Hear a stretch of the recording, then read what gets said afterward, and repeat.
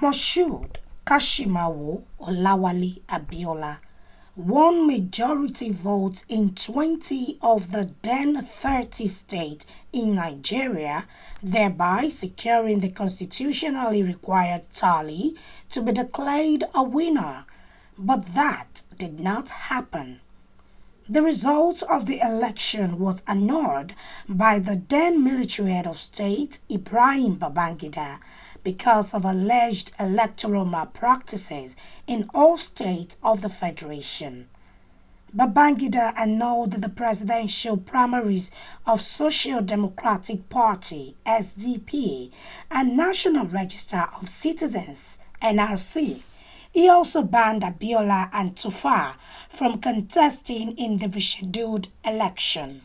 However, on June 11, 1994, Kashimawo Abiola declared himself as the president of Nigeria at Epetedo in Lagos Island. To this end, concerned stakeholders gathered to deliberate about the security situation, irregularities in the electoral process, seemingly inordinate level of corruption, alarming unemployment rate, infrastructural decay, and other aspects of bad governance in the nation. The gathering has in attendance a two-term governor of Kano State and the sitting senator, Ibrahim Shekarau. Also in his speech, Awabamiji, alongside the participants at the event, had their views on the need to focus on next year's general election using the 1993 general election as model of study. We decided to form a vanguard with the mass media through which we could monitor the subsequent election in Nigeria under this body, right from the voter registration exercise, because it formed a foundation for a poor and bad electoral process.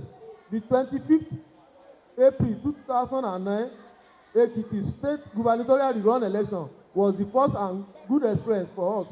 Our contribution was positively felt and reported accordingly by the media. The reward of this is monumental enthronement of the electoral mandate of the eligible voters in the state. In the same vein, we staged successfully a very thick mass rally to protest the poor voter registration exercise in Lagos State. Because up until then, people looked back at the June 12, 1993 election as the freest and fairest election in Nigeria. But I always say, take care to say, on the day, the process was free and fair and transparent. But everything that had gone before that day was a different story. Now we're getting into the situation where we in Nigeria are expecting not just what happens on the day of election, when they come with the transparent ballot boxes and everybody sees them and we count the votes in the open. We're expecting more than that free and fair on just that day.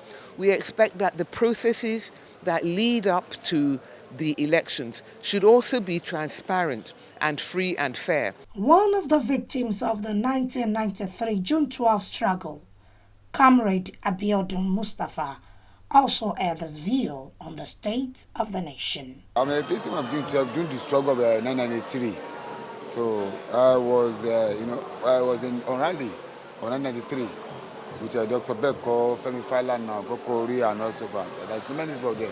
So we are on attack at Eco Bridge. So from there, we have the accident. So there's a lot of something that we can say, which I can never remember again. But I thank God today that I still be alive. We only had about 14 million people voting on June 12, 1993. The number of people who voted was a fraction of the electorate. But as a fraction of the electorate, that number of people who voted is larger as a percentage than those who have been voting in our recent elections. So I think it's important for us to recognize that it's not just about having a free and fair election. It's also about people coming to vote in those elections, because the percentage of people who are voting needs to go up so that we will all know that we all participate, whether our candidate won or lost, that we should all participate and put our issues across and see if we can get ourselves to a democracy that works for us and that responds to us. Moshood Kashimawo Olawale Abiola was however detained for 4 years, largely in solitary confinement.